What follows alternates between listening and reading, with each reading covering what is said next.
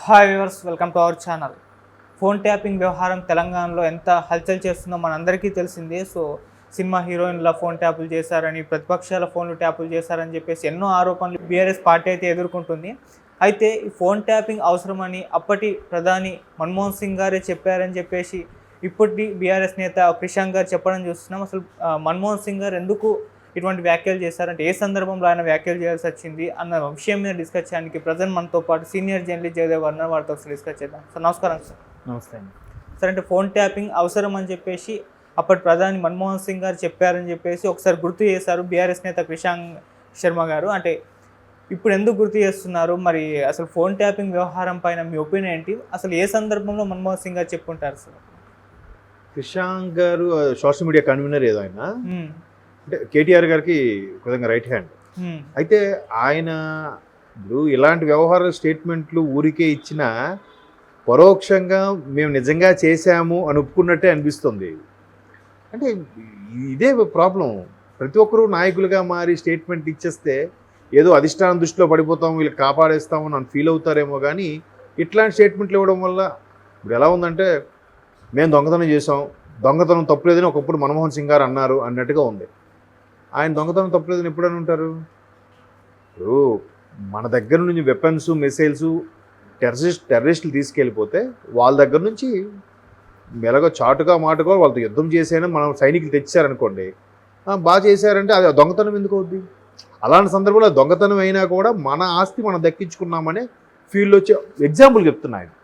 అలాగా ఇప్పుడు ఇలాంటి స్టేట్మెంట్లు ఇవ్వడం వల్ల మన్మోహన్ సింగ్ గారు మేబీ ఎప్పుడు ఇచ్చారో ఎలా ఇచ్చారో తెలియదు. ఇప్పుడు అంతర్జాతీయ వ్యవహారాలు మన దగ్గర ఉండే ఎంబసీల్లో, వివిధ దేశాల యొక్క ఎంబసీలో వ్యక్తులు ఉండేటప్పుడు కొన్ని దేశాలు, మనం అంటే పడని కొన్ని దేశాలు మనతో సఖ్యంగా బయటికి నటిస్తున్నా మన దాయా దేశాలు ఒకవేళ వాళ్ళు ఏమైనా కుట్ర పడుతారేమో అనే ఉద్దేశంలో అటువంటి వ్యక్తుల మీద నిఘా పెట్టడము, ట్యాపింగ్ పెట్టడం జరిగితే ఆపద్ధర్మం గురించి తప్పులేదు. అంత మాత్రాన వీళ్ళు ప్రతిదీ చిల్లర విషయాలకు కూడా గెలుస్తామో లేదో, గెలిచేవాలంటే మీ పథకాలతోని, మీ పరిపాలనతోని మీరు ప్రజల్లో మీ యొక్క అభిమానాన్ని చూరగొనాలి. కానీ ఇట్లా ట్యాపింగ్లు చేసి వాళ్ళ ప్లాన్ వేస్తున్నారు కదా మనం ఈ ప్లాన్ వేయాలి, వాళ్ళు అలా చేయాలనుకుంటున్నారు కదా వాళ్ళకి ప్లాన్కి బెడిసి కొట్టేలా మనం ఇలా చేయాలి అంటే అదేమవుద్ది? అటు పక్క కూడా ఆలోచనలు దుబ్బేసినట్టే ఉంది. అది అలా కదా దాని అర్థం.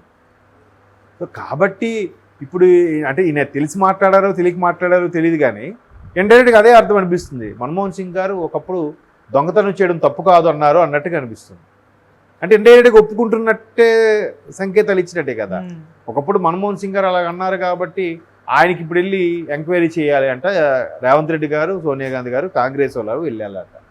ఏముందండి అంటే ఇవి కొన్నిసార్లు ఎలా ఉంటాయంటే నాయకులు కూడా, ఇప్పుడు మొన్న కేటీఆర్ గారు కూడా బీఆర్ఎస్ పార్టీ పేరు మార్చిన తర్వాత కూడా పక్క రాష్ట్రంతో మాకేం సంబంధం అని అనకూడదు కదా. బీఆర్ఎస్ అంటే ఏంటి? భారత రాష్ట్ర సమితి అంటే భారతదేశం మొత్తాన్ని కూడా ఎక్కడైనా వీళ్ళు విస్తరించవచ్చు, ఎక్కడైనా పోటీ చేయొచ్చు. మరి అలాంటి ఉద్దేశంలో పక్క రాష్ట్రం మీరు ఎందుకు వెళ్ళాలి కదా. పక్క రాష్ట్ర సమస్య కూడా నీ రాష్ట్రంగా ఫీల్ అయితే కదా.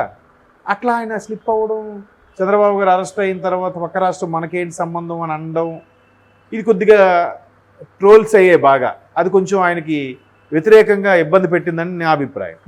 సో ఇప్పుడు కూడా ఈయన క్రిషాంక్ గారు ఫోన్ ట్యాపింగ్ తప్పలేదని మన్మోహన్ సింగ్ గారే అన్నారు కదా, అంటే ఫోన్ ట్యాపింగ్ చేశారా మీరు? దాని అర్థం అదే కదా.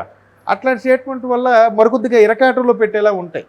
ఇప్పుడు ఒకవైపు కేటీఆర్ గారు ఏమంటున్నారు, ఫోన్ ట్యాపింగ్ నేను చేశానని నిరూపిస్తే నేను మీరు ఏ చెప్పడం సిద్ధమే, లేదంటే నేను మీ మీద పరువు నష్టం దావా వేస్తాను అంటారు. అది కరెక్ట్ మాట, అది రాజకీయంగా తెలివిగా మాట. అలా కాకుండా లేదు మన్మోహన్ సింగ్ గారు కూడా ఒకప్పుడు అన్నారు ఆయనకి కూడా చేయండి, ఆయన వదిలేరా అని అంటే ఇండైరెక్ట్గా వీళ్ళు ఒప్పుకున్నట్టుగా వస్తుంది కదా. అది రాంగ్ స్టేట్మెంట్ అని నా అభిప్రాయం. బట్ మన్మోహన్ సింగ్ గారు ఏ సందర్భంలో అన్నారో, ఎక్కడ అన్నారో దాని విజువల్ ఏదో పెట్టి ఇలాగ అన్నారు కాబట్టి ఇప్పుడు ఇది తప్పు లేదు, మేము తప్పు లేదంటే ఇప్పుడు మేము చేసామని ఒప్పుకోవాలి. తప్పు లేదని పెడితే కొంతలో కొంత అవును కదా, ఈ కాంగ్రెస్ వాళ్ళు మన్మోహన్ సింగ్ గారిని ఏం చేయలేక, 2 సార్లు ప్రధానిగా ఉన్న మన్మోహన్ సింగ్ గారిని ఏం అనలేక, పైగా కాంగ్రెస్కి పార్టీకి అత్యంత విధేయుడిగా, సోనియా గాంధీకి అత్యంత విధేయుడిగా ఉన్న మన్మోహన్ సింగ్ గారిని ఏం అనలేక వీళ్ళు మా మీద కక్ష సాధింపుగా చేస్తున్నారు కాంగ్రెసు. ఇదంతా ఈ మధ్యన మళ్ళీ ఇంకో వార్త కూడా విన్నాను, కాంగ్రెసు బీఆర్ఎస్లో విలీనం కాబోతుంది, విలీనం కావడం కోసమే కాంగ్రెస్ ఈ విధంగా బాగా ప్రెజర్ తీసుకొస్తుంది, అన్ని రకాలుగా ఇరికించేస్తుంది. కేసీఆర్ గారి మీద, కేటీఆర్ గారి మీద, హరీష్ రావు గారి మీద, ముఖ్యంగా ఈ ముగ్గురే కదా. కవిత గారు ఆల్రెడీ అరెస్ట్ అయిపోయి లోపల ఉన్నారు. ఇంకా సరైన కౌంటర్ ఇచ్చే నాయకులు ఎవరు లేరు. కేసీఆర్ గారు, కేటీఆర్ గారు, హరీష్ రావు గారు తప్ప. వీళ్ళు ముగ్గురిని గ్రిప్లో తెచ్చుకుంటే మళ్ళీ కాంగ్రెస్లోకి వచ్చేస్తుంది. ఎందుకంటే సోనియా గాంధీ గారిని తెలంగాణ ప్రకటిస్తే మరుక్షణం కేసీఆర్ గారు టీఆర్ఎస్ని కాంగ్రెస్లో విలీనం చేస్తా అని చెప్పారు.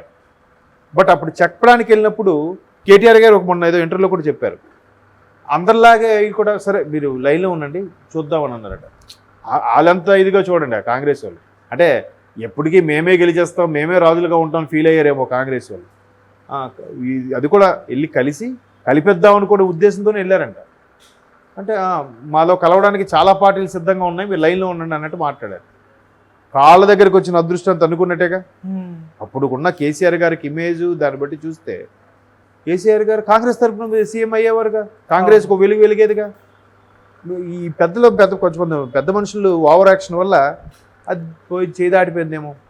అది టీఆర్ఎస్కి కూడా బీఆర్ఎస్కి కూడా మొత్తానికి మెడకు చుట్టుకునే అంశంగా తయారైందని అర్థమవుతుంది. ఎందుకంటే కొంతమంది పోలీసులు కూడా ఓపెన్గా చెప్పి ఒప్పుకున్నారు, నాకు ప్రభుత్వం నుంచి ప్రజల వల్ల నేను చేయాల్సి వచ్చింది, నేను నామమాత్రుడిని. కోర్టు వ్యవహారాలు కూడా ఎలా ఉంటుందంటే నేరం చేసేవాడి కన్నా చేయించేవాడికి ఎక్కువ శిక్ష ఉంటుంది. సో ఇక్కడ ఆఫీసర్స్ కూడా సార్ మేము పెళ్ళ మెడలతో ఉన్నవాళ్ళం, ప్రెజర్ చేశారు, చేయక తప్పలేదు, ఒప్పుకుంటే ఏమవుతుంది? ఎవడు చేయించాడో, ఎవడు ప్రెజర్ ఇచ్చాడో వాడి పేక చుట్టుకుంటారు. వీరికి ఏమైతే మహా అయితే సస్పెండ్ చేస్తారు, లేదా ఒక పనిష్మెంట్ ఎక్కడికో ఇస్తారు, అలా చేస్తారు. ఖచ్చితంగా ఫైల్ అయింది కాబట్టి సస్పెండ్ అయితే చేస్తారు, డిస్మిస్ చేస్తారనేది తెలియదు. పూర్తిగా నిరూపణ అయితే డిస్మిస్ కూడా చేసేవచ్చు, అది ఎలా ఉంటుందో తెలియదు. సో కాబట్టి ఇలాంటి నేరారోపణల వల్ల ఏం జరుగుతుందంటే వాళ్ళు ఇచ్చే స్టేట్మెంటు ఒకటి, వీళ్ళిచ్చే నేరారోపణే ఉంది, ఇంకా నిరూపణ అవ్వలేదు. ఆ నిరూపణ అయితే ఇంకా పరిస్థితి సివియర్గా ఉంటుంది. నిరూపణ అయిన తర్వాత ఇలాంటి స్టేట్మెంట్ ఇచ్చినా పర్వాలేదు, అవ్వకముందు స్టేట్మెంట్ ఇస్తే ఒప్పుకున్నట్టు అని అర్థం వస్తుంది. బట్ ఆయన ఎందుకు అలా మాట్లాడారనేది చూడాలి. కాకపోతే ఫోన్ ట్యాపింగ్ వ్యవహారం అనేది ఎవరు చేయించారనేది క్లియర్ కట్గా తెలియట్లేదు. మేబీ ఎలక్షన్ వరకు ఊరికే విడతల వారీగా ఇలాగా నడిపిస్తుందా కాంగ్రెస్ అనేది కూడా మేబీ అవ్వచ్చు, పొలిటికల్ స్టంట్ కాబట్టి. ఇప్పుడు ఆయన కూడా కృష్ణాంక్ ఏమంటున్నారు, ఆయన ఇది ఒక వెబ్ సిరీస్ లాగా కాంగ్రెస్ వాళ్ళు ఇట్లా లాగుతూ ఉన్నారు, లాగిస్తూ ఎపిసోడ్ నడిపిస్తున్నారు. అదేం కాదు, ఇది కేవలం కేసీఆర్ గారు గొప్పతనాన్ని చూసి వారవలేక, కేటీఆర్ గారు ఒక టాలెంట్ని వారవలేక ఎలాగైనా తొక్కేయాలి అనే చూస్తున్నారని ఆయన ఆరోపణ. మరోవైపు ఈ బెదిరింపు భావజాలంతో, బెదిరింపులు చర్యలతో కాంగ్రెస్లోకి విలీనం చేసుకోవాలని బీఆర్ఎస్ని చూస్తుంది అని కూడా ఒక వార్త ఉంది. బట్ అది గెలుస్తుందా, ఇది గెలుస్తుందా, లేదంటే ఎన్నికల ముందు ఇది ఒక రకమైన పొలిటికల్ స్టంటా తెలియదు. బట్ ఎన్నికల తర్వాత జూన్ 4 తర్వాత ఒక క్లారిటీ వస్తుంది అని నేను అనుకుంటున్నాను. Okay sir, thank you so much sir.